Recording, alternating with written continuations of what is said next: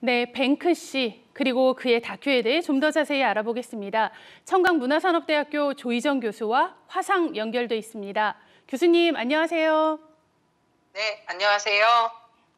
네, 앞서 보셨습니다만 2018년에 있었던 일명 소더비 경매 반달리즘 사건입니다. 이 사건이 한때 세상을 떠들썩하게 했는데요.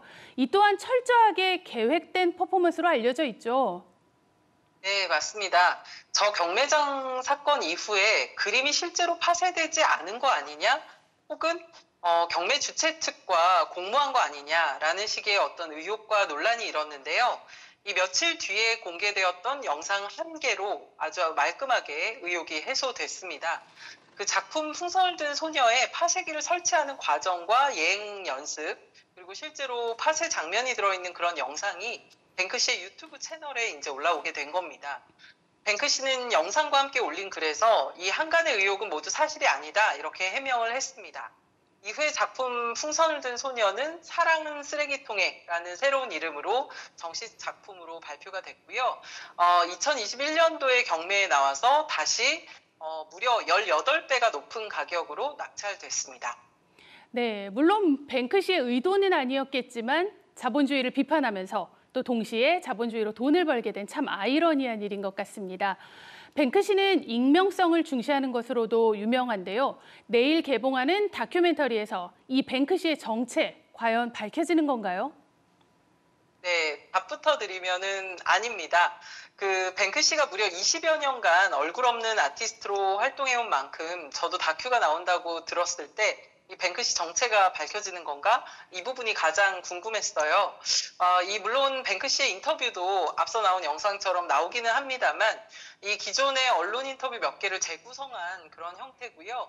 이 다큐멘터리에는 실제로 뱅크시와 같이 작업했던 유명 그래피티 작가들이라든지 아니면은 뱅크시가 박물관에 침입해서 자기 작품을 이렇게 몰래 걸어두거나 아니면은 영화 시작 장면에서 인용이 됐었던 그 소더비 경매 사건, 이 영상을 찍은 동료들의 인터뷰가 이제 줄을 이루게 됩니다.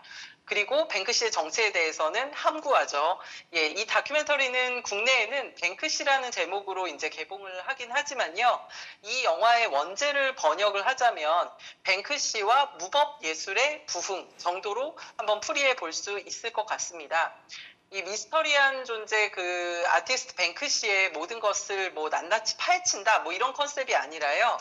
그 뱅크시의 행보를 중심으로 해서 아까 이제 무법 예술이라고 말씀드렸는데 아웃로우 아트, 그러니까 그래피티를 비롯해서 힙합과 고딕 음악, 또 펑크 음악, 또 이 브레이크 댄스 같은 이런 길거리에서 탄생한 서브컬처의 의미에 더 초점을 맞췄습니다.